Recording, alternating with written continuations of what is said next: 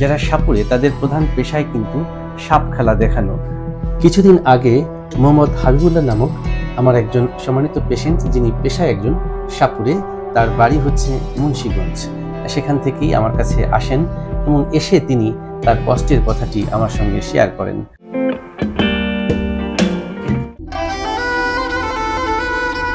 বাবুরাম সাপুরে কোথা যাস বাপুরে, আয় বাবা দেখে যা, দুটো সাপ রেখে যা। আপনারা নিশ্চয়ই ছোটবেলায় বাবুরাম সাপুরে সুকুমার রায়ের এই ছড়াটি আপনারা নিশ্চয়ই পড়েছেন এবং সেখানে নিশ্চয়ই একজন সাপুরের চরিত্রকে কল্পনায় এঁকেছেন। আজকে আমার এই সাপুরের কথাটা মনে পড়ে গেল এই কারণেই, কারণ আমি এই মুহূর্তে যে পেশেন্টসকে আপনাদের সামনে তুলে ধরবো তিনি কিন্তু পেশায় একজন সাপুড়ে। যারা সাপুড়ে তাদের প্রধান পেশায় কিন্তু সাপ খেলা দেখানো। আর এই সাপ খেলা দেখাতে যে তারা বিভিন্ন ধরনের মজা করে থাকে, একটি আসর বসায় এবং সেখানে তারা বিভিন্ন সুর তুলে, বিভিন্ন অঙ্গভঙ্গি দিয়ে বিভিন্নভাবে কিন্তু আসলে জনগণকে আকৃষ্ট করার চেষ্টা করে। এবং এর মধ্যে অন্যতম তাদের কাজ হচ্ছে সুন্দর করে গান পরিবেশন করা, সাপ খেলা দেখাতে দেখাতে। এবং এই গান পরিবেশনের জন্য তাদের কিন্তু কণ্ঠের একটি বিশাল চর্চার প্রয়োজন হয়ে থাকে।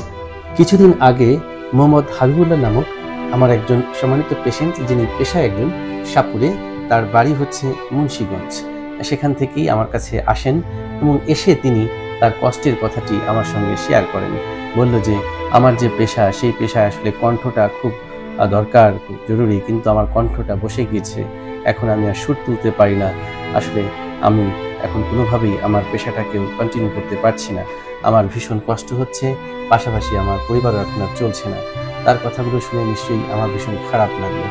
আমি তার কণ্ঠের পরিবর্তনটি কেন হলো কারণটিকে খুঁজে বের করার জন্য একটি পরীক্ষা করলাম, আর সেই পরীক্ষাটির নাম ছিল ফাইবার অপটিক ল্যারিঙ্গোস্কোপি, যেটাকে আমরা সংক্ষেপে বলে থাকি FOL। এবং সেই পরীক্ষা করে আমি দেখতে পাই তার বাম পাশের যে ভোকাল কর্ডে বেশ বড় ধরনের একটি পলিপ বাসা বেঁধেছে। এই পলিপটির কারণে কিন্তু তার কণ্ঠস্বরটি পরিবর্তন হয়ে গিয়েছিল। তো যথারীতি আজকে অপারেশন পরবর্তী লাস্ট একটি ফলো আপে তিনি আমার কাছে এসেছেন। তো হাবিবুল্লাহ ভাই, শুরুতেই আপনাকে একটি সুখবর দিচ্ছি।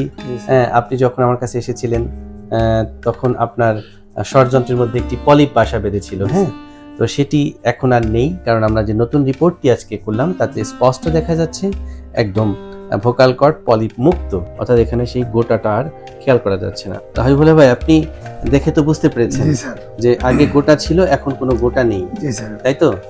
আচ্ছা, তাহলে আমরা কি বলতে চাই যে অপারেশন করলে যে এই রোগ থেকে মুক্তি পাওয়া যায়, সেটাই কিন্তু আমি ভিডিওর মাধ্যমে আপনাদেরকে বোঝানোর চেষ্টা করছি। আপা, আপনি তো তার স্ত্রী, আপনি তার মধ্যে কি কি কষ্ট খেয়াল করেছেন? এই কষ্ট, সব তো কথা বলতে পারতো না, আমার কণ্ঠটা ভেঙে যাইতো, প্রচুর ব্যথা করতো, জ্বলতো, এগুলো আর কি বলতো। অনেক জায়গা থেকে ফার্মেসি থেকে ওষুধ খাওয়াইছি, কিন্তু কমে নেই। মানে অনলাইনে আপনার দেখে আমি আপনার প্রথম আসলাম। তো আসার যে সমস্যাটা ছিল, ইনশাল্লাহ আলহামদুলিল্লাহ মানে অপারেশনের মাধ্যমে এটা আমার পরিবর্তন হয়েছে, ভালো আছি ইনশাল্লাহ। হাবিবুল্লাহ ভাই, আপনি তো সাপ খেলা দেখান, তো আপনার কাছে কি কি টাইপের সাপ আছে? স্যার মানে সাপ তো অনেক প্রকারেরই আছে, মানে আমি আপনার কয়েকটা গোটা সাপের নাম বলতেছি। কালো কুকুর আছে, দুধরাজ আছে, লাডুকা সাপ আছে, ডোরা সাপ আছে, মানে এরকম প্রজাতির সাপ মানে আছে, যেটা আর কি পাড়া মহল্লা গ্রাম অঞ্চলে গেলে, টাউনে গলিতে মানুষের খেলা দেখাইতে গেলে যে কোয়ালিটি সাপটা মানে চয়েসফুল, এটা মানুষ খেলা দেখলে খুশি হয়, 2-4 টাকা দেয় বা খেলাটা দেখে, ওই কোয়ালিটির সাপটা নিয়ে আর কি খেলাধুলা দেখানো হয়। এটা আমাদের মনে করেন আমার দাদাই করছে, তার ছেলে মানে আমার বাবা উনিও করছে। আচ্ছা, এটা আমাদের বংশগত ব্যবসা আর কি। এটা আমাদের সাপুরিয়া মানে বেদা সম্প্রদায়ের, মানে অনেকটা বলে, কেউ গারুলি বলে, কেউ বেদা সম্প্রদায়ের সাপুরিয়া বলে, মানে যে যেটা আর কি ধারণা করে আর কি। তো আপনি কি আমাদেরকে একটু ছোট্ট উপহার দিবেন যে কিভাবে আপনারা মজমাটা মানে বসান, একটু যদি দেখান? স্যার, যেহেতু আপনি বলছেন, সুন্দরী বলছেন, মানে যেহেতু সরঞ্জাম কিছু তো নেই, এখন ব্যাপার হল করে একটা সাপ, একটা স্থান লাগে, কিছু সরঞ্জাম জিনিসগুলো লাগে, ব্যক্তিগত যেহেতু জিনিসগুলো নাই, একটা সাপের মানে যখন ফোনা তুলে দাঁড়ায় একটা সরজমিনে, তখন তো সাপে মানে বিন মানে যে বাঁশি যে বাজায়, বাঁশের তালে তালে মনে করেন যে সাপটাও মনে করেন সুরের সাথে মানে নাচানাচি করে, রাইট রাইট, মানে ওটার একটা কন্ট্রোল মানে নিয়ন্ত্রণ রাখতে হয়। এই যে ধরনের সাপ, ঠিক আছে, এখন এই সাপটা আমি যে বাম হাতে ধরছি, এই সাপটা যেভাবে যে মানে ঘোরে না, আমি তো মনে করি এইভাবে মানে ধরার চেষ্টা করি, আবার খেলা দেখাবার চেষ্টা করি, মানে মানুষের সাপে মানে এইভাবে মানে সবল দেয়। আচ্ছা ওই ছন্দ একটু বলেন তো দেখি।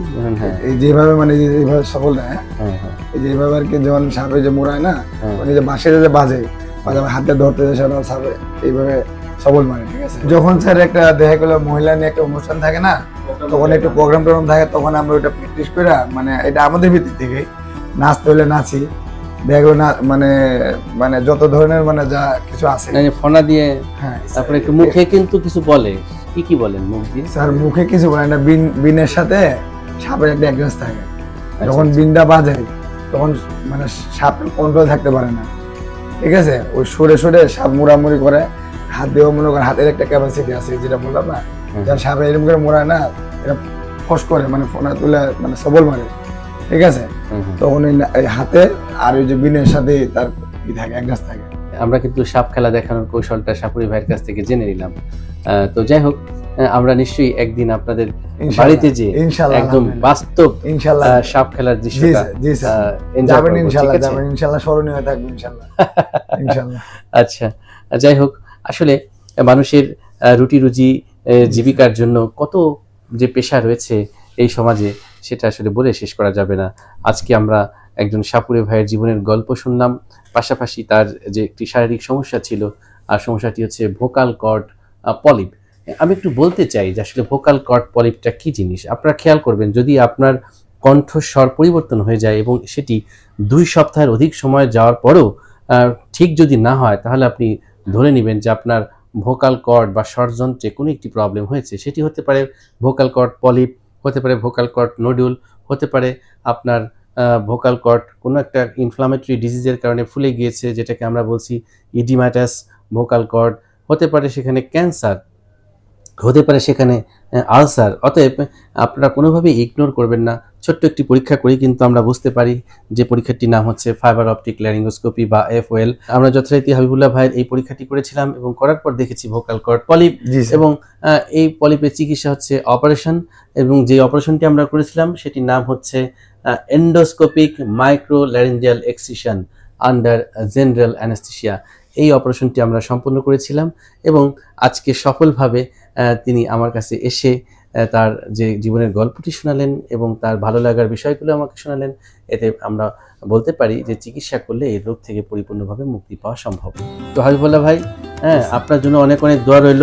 আপনি আবার স্বাভাবিক জীবনে ফিরে এসেছেন বলে আপনাকে অনেক অনেক অভিনন্দন এবং মহান সৃষ্টিকর্তার কাছে আমাদের কৃতজ্ঞতা যে তিনি আমার হাত দিয়ে আপনাকে মুক্তি দিয়েছেন। আলহামদুলিল্লাহ স্যার, আপনারা ভালো থাকবেন ইনশাআল্লাহ।